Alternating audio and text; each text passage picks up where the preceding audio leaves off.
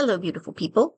Today is March 24th, 2025, and I'm going to talk to you about another one of the bills that'll be on the House floor this week that has to do with energy production in the U.S.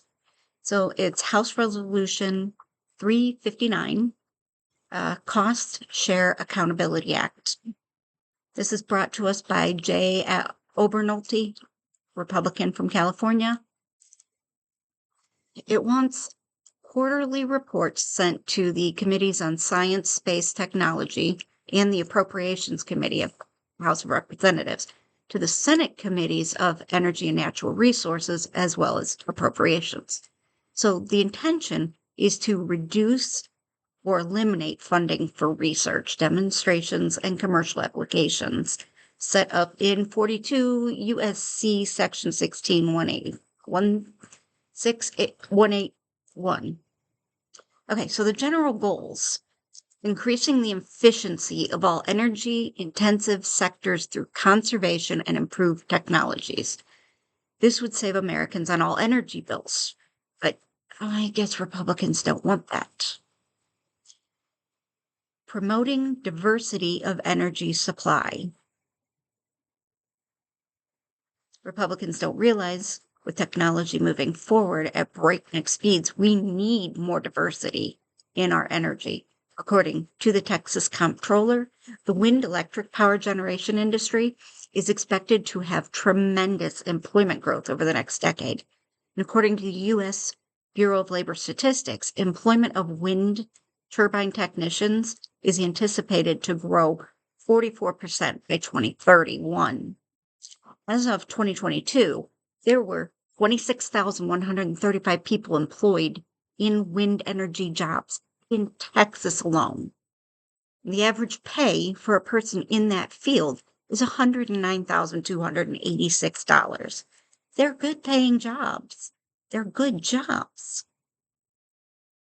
If we get rid of this, that's 26,000 jobs that go away. That's not helping the U.S. Wind energy businesses in Texas added $1.7 billion to our GDP in 2022. $1.7 billion. Texas wind power generation surpassed the state's nuclear generation in 2014 and the coal-fired generation in 2020. In 2020, Texas wind accounted for more than 26% of all U.S. wind-sourced electricity. 26% through the whole country. I will link where I got that information in the show notes. While you're watching, please hit the like, subscribe, and share. We need to create an informed population, and my part in that is helping people know what our Congress is doing. Okay, another goal is decreasing the dependence of the United States on foreign energy supplies. So, according to American Fuel and Petrochemical Manufacturing, about 60% of crude oil that runs through U.S. refineries is extracted right here at home. However, our refineries run on many different types of crude oil, some of which we don't produce here and can't economically transport. In those cases, we use imports. Nearly 70% of our crude oil imports come from Canada, 60%, Mexico, 7%. Here we are, making friends. Using the right types of crude oil keeps our refineries efficient, keeps costs down, and maintains energy security. That is, if we don't have a war with our neighbors to the north. The amount of crude oil U.S. refineries process greatly exceeds U.S. crude oil production. The amount of crude oil U.S. refineries process greatly exceeds the U.S. crude oil production. We process more than we produce. The United States is producing a record amount of crude oil, and they have since October of 2023. We have since October of 2023. We've been okay, so at 1.3 million barrels per day, while U.S. refineries need about 16.3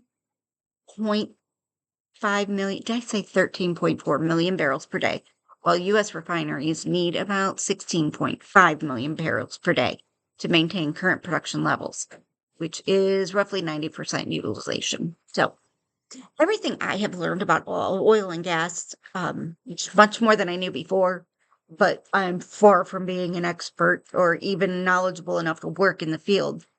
I've learned from ycharts.com, from the site I'll have in the notes, and Mr. Global, who can be found on pretty much any social media. He's an oil and gas expert who uses social media to educate the public about his field. I highly recommend looking him up. He can teach you a whole lot that most people in our country don't know. Okay, so fourth goal, improving the energy security of the United States. So number 5 is decreasing the environmental impact of energy-related activities. We know MAGA Republicans are anti-science, anti-research, so this is one we really have to fight for. If anyone cares to learn about the scientific research in this area, I'll put the links in the show notes. We used to be the leader in scientific innovation. However, China has surpassed us by far. We need for federal help to get more science teachers, so more kids will go into more science majors. We have amazing colleges in the US that are science focused, but I'm pretty sure most of us haven't even heard of them. I don't believe we can get away from fossil fuels, but I do believe we can make it cleaner and reduce the impact it has on our climate.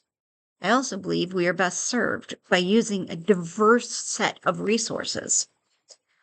While I am talking about this topic, I would like to discuss an amazing idea that came out of Purdue University in cooperation with many universities and companies, to create an energy corridor along our southern border.